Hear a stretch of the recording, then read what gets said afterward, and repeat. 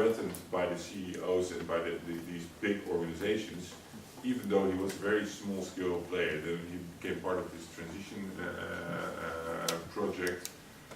And at the same time, these big organizations became more and more, their margins were small and they started to optimize, but they were struggling.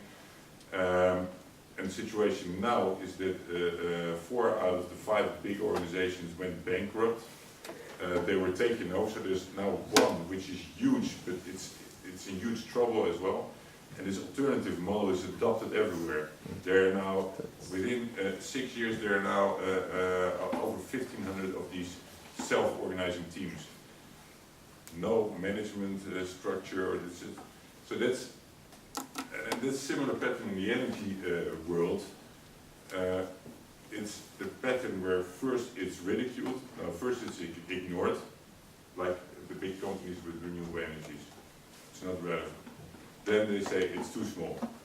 Then they say it's not efficient or it's too costly. And then they start to adopt it. So now in the Netherlands you have the nuclear, the atoomstroom. They sell nuclear power. If you get a 5-year subscription, you get 2 solar panels. So you get these kind of crazy things. So they start to incorporate it or encapsulate it, and then they're taken over. And this is the same pattern. It's almost like a pathology of an addict. So what I really like with this transition thinking is very much that it gives us a shared mental model how to understand transition with this landscape regime and niches and to see it without reducing the complexity. Because even in scientific society dealing with sustainable development, you can see scientists very much focus on, okay, political steering instrument, that is the way to go. And if we only have the right taxation or whatever, cap for carbon dioxide, then we have the solution. And we have those going for technical innovation. And we have those going for behavior change, acceptance. And we have finance. If we can find finance in the right, direct that in the right direction. But what you're trying to do is not to reduce the complexity, to keep that, all the parts in the same time. And to see where is the feedback loops and how, what is lacking, what is. So that is for me the great value with this, to keep the complexity without reducing it. Is that? Yes, that's exactly what you try to do. Also, but, I mean, I'm trained also in social constructivist theory. In a sense, everybody addressing a particular part of this problem does so by very much good intentions but in a way, from our perspective, is part of sub-optimizing the system, which is can also be counterproductive. So making a very good argument or analysis of environmental policies might be optimizing this subset of environmental policies, which is at a higher level of aggregation counterproductive. Why I say social constructivism is I cannot change environmental policy studies or the field of environmental policy.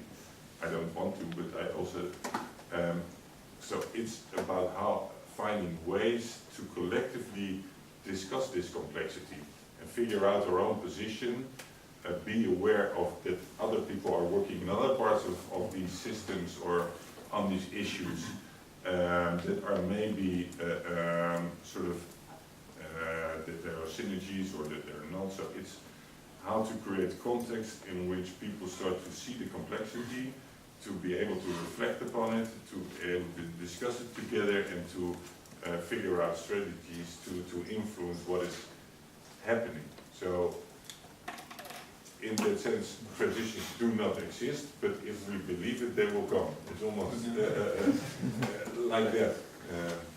But I think this is very, very important point with this type of concepts. You said before, the concepts are very important. And this three-level model is very attractive because you understand it kind of immediately, and therefore I think it's easy to sell in a sense. It's easy, it helps you to think about this. On the other hand, there's the risk with this type of kind of frameworks we have you like to integrate everything. It's the same with innovation systems. You integrate all kinds of things. And there's a risk, and it becomes difficult to operationalize it in the end. I guess you that's also, I consciously didn't include this multi-level picture in my presentation because we increasingly find it's becoming irrelevant in the phase of transition where we are in now. You have, I gave the example of IKEA and Google, they become regime actors in the energy domain.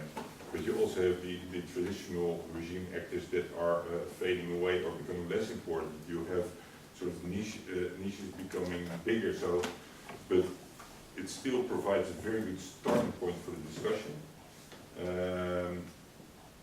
both within a scientific arena as in a practical arena, but within no time you start to abandon the static hierarchical idea, but start to get much more an in-depth discussion of dynamics or phases but intuitively everybody can understand, okay, there's something that is sort of dominant, that we are collectively part of, that has evolved throughout history, and then you see the alternatives, and they don't break through because of this existing dominant regime, and then you create a hopeful perspective that under certain conditions there might be an opening, and then you get a more radical change. Yeah. Could I ask you a question, which I think Sorry.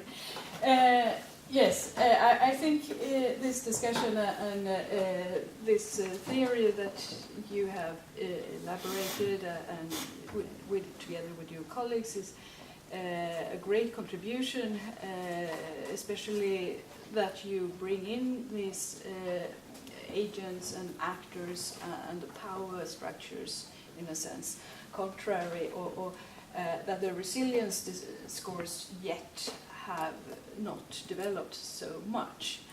I have two questions specifically on this. The first is, you're talking about you perceive your scientists or actors as scientists. And we could go on discussing that for quite some time, but don't you think there could be a legitimacy problem for the scientific community if we get too close to the practitioners or our co-partners in projects? I absolutely accept that we could be partners with one another and work very closely with one another, but still, should we adopt the same kind of roles, or should we accept that in that partnership we still have different agents and roles in the process? How do you look on that, or how do you in practice actually work on it? And my second question is your scaling up picture. It's very easy to understand it. I interpret it as if it comes directly from the innovation discourse, where you're putting cell phones or whatever products on the market. Something has to be sort of scaled up out there. Yet, in this sustainability discussion that we tend to get engaged in here, we're very much talking about a reduction. I would like to flip your curve. Reduction from 100% to 50% of energy use, of ecological footprints, or whatever resource uses. I think pedagogically that would help your group to sort of market this picture out to politicians and decision makers, citizens, etc. In some cases, keep what you have, but in other cases, I think you should flip it around.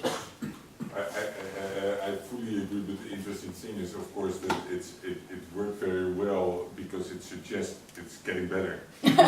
So that's why politicians like it so much. But we still, after 15 years, didn't put something on the vertical axis because we don't know what's there. So then I always try to explain the main message is the non-linearity and the fact that you shift from one equilibrium to another, one dynamic equilibrium to another. And the fact that something also is breaking down or fading away, I try to also include. But indeed, you're right that it's about decrease. That's still a debate. You can specify it for a particular kind of transition, and then you can quantify it, and then you can draw in the real curve. But I want to stress that it's different than an innovation diffusion. It's always very easy to take a technological example because then you show a picture of a phone and try to explain that it's also about everything around it, our cultures, the infrastructures, the market, and so on. But it's always getting lost if you show the picture because it's much more than a technological diffusion. So we also talk about rescaling rather than upscaling.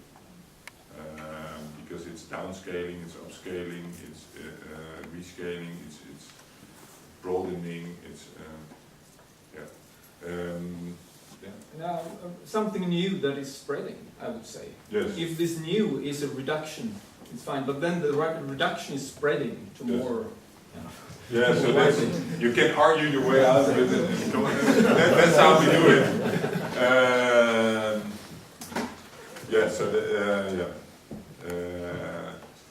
And you're also right in saying that it's creating a legitimacy problems, especially from a traditional scientific point of view, because you become subjective and normative and engaged. And if you want to achieve impact and you're part of it, you're also more likely to write about it more positively or address more effect to it than it might have had. So we try to solve it within the group by having this mix of more applied and practice-oriented people and the more academics. So we have quite internal, fierce debates about what the hell are you doing, why this company, or why not asking these kind of questions. So we try to organize it ourselves, but at the same time we have to acknowledge that in these sustainability transitions we are also in need of redefining legitimacy, because I think theoretically and fundamentally there is no objective, non-normative position. So I think in general the legitimacy of science is being questioned already, and much more fundamentally, because we're disconnected and disciplinary and descriptive, and not often producing something relevant or valuable for society anymore. And that's the real problem. So we say, okay, give up some of your traditional authority by gaining legitimacy in by developing new practice. So it brings, I mean, you need to be really reflexive on these roles, sure. I have a question which connects to this discussion of scale up and rescaling and downscaling.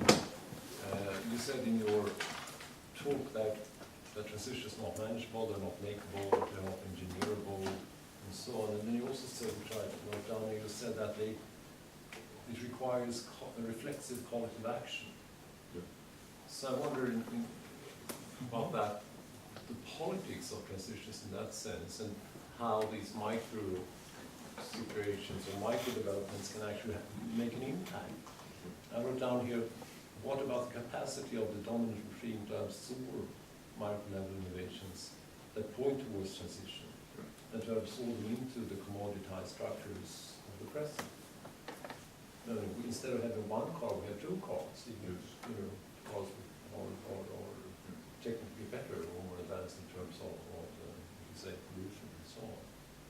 And that's a kind of example I came to think of Marcuse's expression, repressive tolerance. Yes. That kind of it's absorbed and is transformed to something else. It does not become part of a transition any longer. It's just more of the same in a sense, but it's, we replace one commodity with another one. Yeah. And then it contributes to the whole kind of expansion of the economy and increased consumption and so on and so forth. And that kind of relates then to the cognitive issue. Is it possible to actually, and to the power issue, is it possible to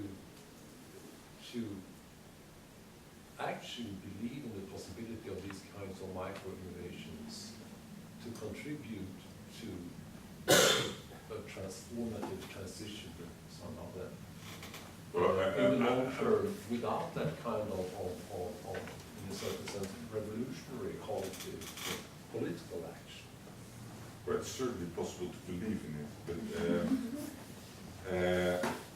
I think this, I'm not going to give an answer because this is exactly, I'm going to support the point, because this is exactly the discussion that we are having in these transition networks. And this is how we try to raise the reflexive capacity in these networks, which is basically constantly asking this question: are we optimizing the existing, or are we really working on a system